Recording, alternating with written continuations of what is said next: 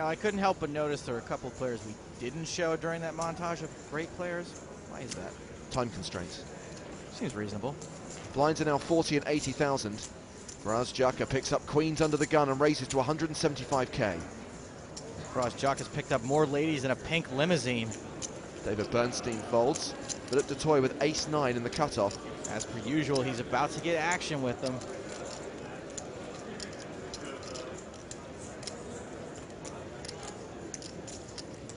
Du Toit reaching for raising chips. It's a 3-bet to 380,000.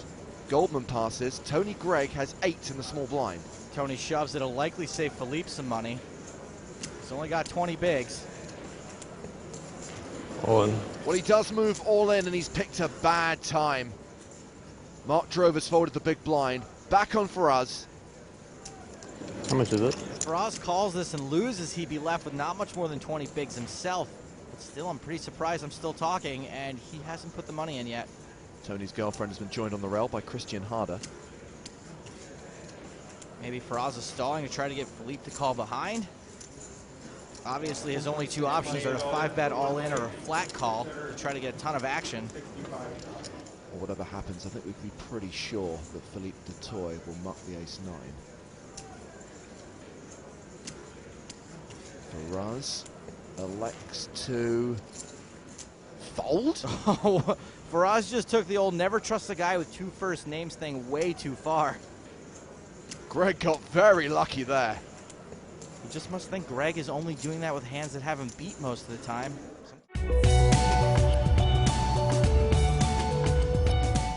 Juan Lu has pocket 4s.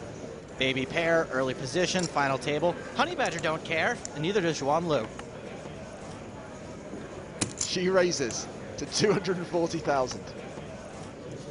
Oh boy, this could be what we call a 2012 setup. Oh, Julius with queens, and he calls. Just calls, very, very sneaky. Kyle's balancing the pants out of his range right now. Should fold it around to Ruben Visser in the small blind. Little muck, and Faraz Jaka will give up the big blind. Heads up to the flop. Julius with a commanding lead. King high flop. Juan will likely have no idea what she's up against. She pretty much has to c-bet this flop. She does, 325,000. Obviously, no way Kyle can fold for just 1 bet. And even though it's a long way off, he does have a big club in his hand as well.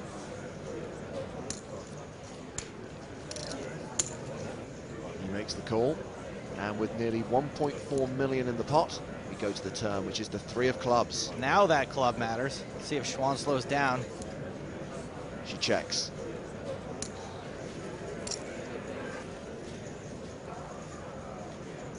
Now Julius checks behind. No club on the river.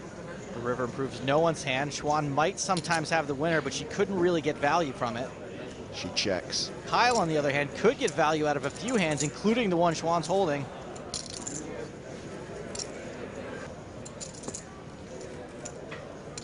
Going for chips. The grays are 100,000, greens 25,000, blues 5,000. That's 420k he's just bet. This is a super small bet, and I don't think it's meant for value.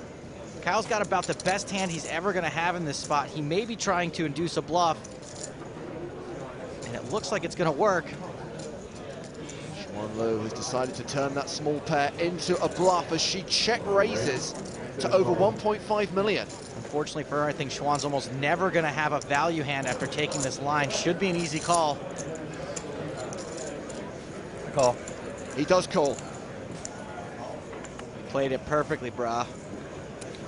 He wins a 4.5 million chip pot. Calvin Anderson sweating Schwan. Sweating a little harder now. You had the ace of clubs in your hand? No, she did not. Maybe not such a genius play. Did you even consider folding? No. Really? What are you raising? You're raising the ace of clubs.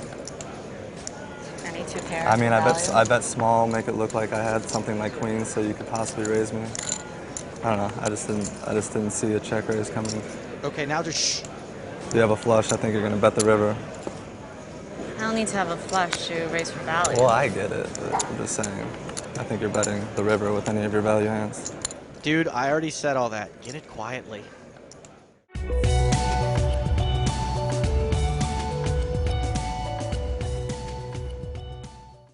So Daniel Negreanu got a min cash in this event. 4 players remain competing for first prize of more than $1.25 million. Jack 6 under the gun for Jonathan Duhamel. Former world champion makes it 55,000. Dan Shack has King 6 on the button. He mucks. Victor Blom has Ace Queen suited. You would usually expect a 3-bet here from a player out of position. Victor calls. Very sneaky. This is Victor's way of pre-flop trapping. Galen Hall gives up the big blind. We go heads up to the flop. Jack 5-7 with 2 hearts. Action flop. Victor's checking to the original razor. 2 overs and a flush draw is usually a time when you want to get more money in. Jonathan bets his top pair. We can see that with those 2 overs and that flush draw, Victor is a statistical favorite. Of course he's not folding. He could even raise for value against Jonathan's range. He does raise, makes it 215,000. If he knows Jonathan's never folding a pair, a straight draw, or a smaller flush draw, then he's way ahead of Jonathan's range. Nut flush draws are good, okay? Jonathan is going to re-raise, makes it 386,000. Now, even though it might look like Jonathan's turning his hand to a bluff, Victor would sometimes have worse hands and often have worse draws in this spot, so he's pretty much also raising for value against Victor's range. Raised. 4-bet coming. 5-7-5. 575. And a cheeky Swedish smirk. You think he likes his hand? I'm all in. All in. Jonathan shoves. 75,000. Jonathan moves all in. Yeah. I call. And Victor calls. I think Victor's going to like what he sees. Jonathan can't like this. He's going to have to dodge more than Tony Blair at a press conference. Well, Victor has 15 outs twice, and Jonathan Duhamel is the player at risk. He needs those jacks to hold to survive. 7 of hearts on the turn, but a jack or a 7 will see Duhamel reclaim the lead. 4 outs for Jonathan, a 10% chance of survival. Victor's flush holds. So Duhamel exits in 4. Yeah, man. Good luck, Victor. Take it down, man.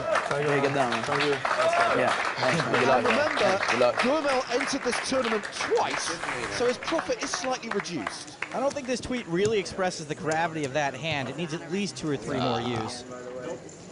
Where do I go now?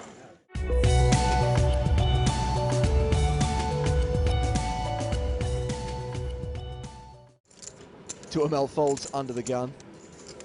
Alberto Brenes, 10 deuce. He'll muck that. First hand at the table for Sam Stein. He has ace jack in the cutoff. Big ace, folded around, seems fairly ob. Makes it 17,000. Also with ace jack, Mike McDonald on the button. Mike McDonald with the same hand, but better position. Push us around. And there's a 3-bet from Mike to 42,000. Scott Sievers folded the small. Daniel Negreanu has queen 10 of hearts in the big. Daniel's not one to fold, let alone suited Broadway cards. Just can't see. Oh, thank you. No problem. You know those glasses he keeps in his pocket? You might want to consider wearing them. Thinks he has 2 queens right now. Wow, a 4-bet from Daniel to 96,000. This might seem a little crazy, but these two will be getting out of line some of the time from those positions, and if someone does call this 4-bet, Daniel's got an okay hand and the betting lead at least. Well, Sam Stein, the original raiser, has folded. Mike Timex McDonald not going anywhere fast. He's bringing back his 3-bet, and he's making a 5-bet to 150,000. Can't see. Re-raise 150 makes it a total 150,000. Yeah, can you see that stare down? Are we going to see a 6-bet? A call. Daniel makes the call. Daniel's immediate pot odds are pretty good, but I think this call is going to get him into trouble. I check. He checks in the dark, having called a 5-bet out of position. 4 clubs, 9 of clubs. 9-5-4 with 2 clubs. Board misses everyone. Mike still got the best hand with ace high. And the betting lead, and he continues for 77,000. This bet is super small. Have to wonder how Daniel's going to interpret that. And it looks like, as usual, Daniel is not folding.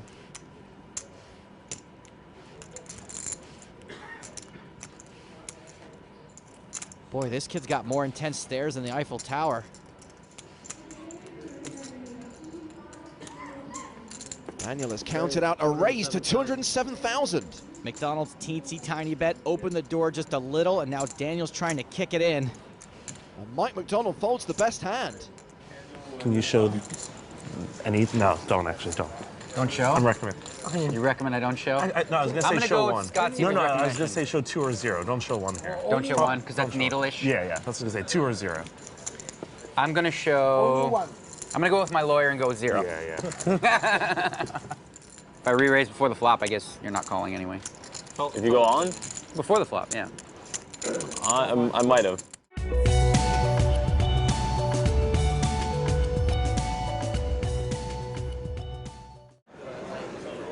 Blinds up to 200 and 400,000 with a 50k ante. Carl Julius with 9-6 off. Really powerful hand, apparently. Heads up, you're supposed to be raising most of your buttons. Carl may also be a little bit frustrated that John DeBella's been getting the better of him so far.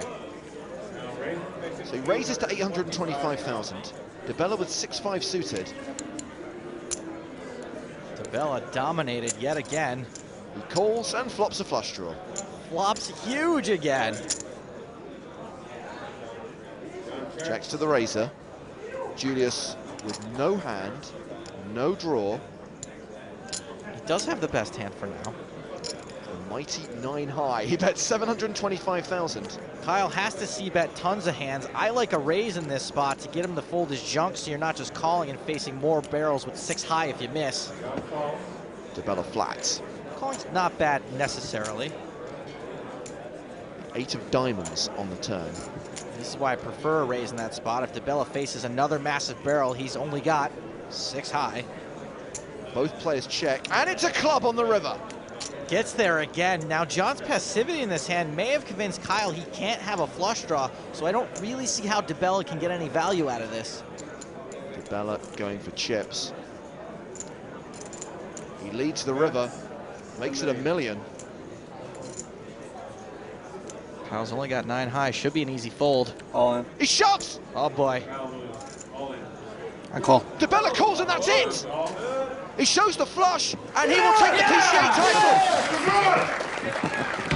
Incredible! It ends with a huge move from Carl Julius.